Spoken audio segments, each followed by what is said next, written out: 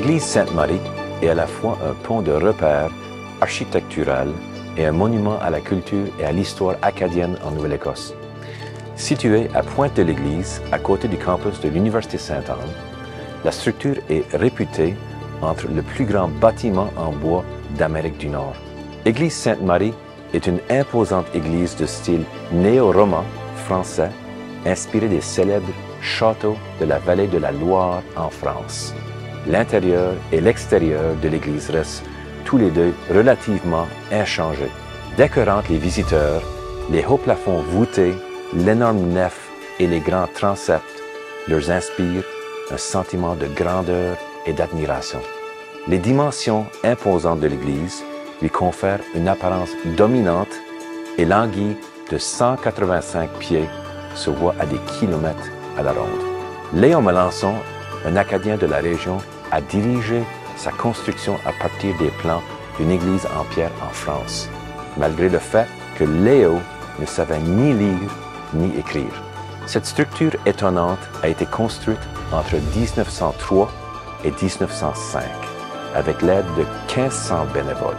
Le clocher contient 40 tonnes de ballast en pierre pour le stabiliser contre les vents violents. À l'intérieur, vous verrez des très hautes colonnes supportant le plafond voûté. En réalité, ces colonnes de 70 pieds sont des troncs entiers d'épinettes rouges norvégiennes recouvertes de plâtre. Le plafond présente des symboles religieux peints par Louis Saint-Hilaire. Louis souffrait beaucoup d'acrophobie, puisque les plafonds étaient tellement hauts. En plus de sa palette et ses peintures, l'artiste apportait une grande bouteille de vin pour se calmer. Vous remarquerez sûrement les 41 vitraux exquis. Plusieurs représentent la vie de la Vierge Marie, à qui l'Église est consacrée. Pour les protéger, on les a expédiés de France dans des caisses de mélasse. Pendant plusieurs décennies, une partie de l'église servirait de musée pendant l'été. 2 salles exposaient divers artefacts religieux, y compris des objets rares et précieux, uniques en leur genre en Nouvelle-Écosse. Plus récemment, les passionnés de moto arrêtaient souvent afin de voir une peinture au plafond qui ressemblait au visage de motocyclistes. Ces dernières années, l'église de l'emblématique Église Sainte-Marie a été remise en question en raison de l'augmentation des coûts de réparation et de rénovation estimés à plus de 10 millions de dollars.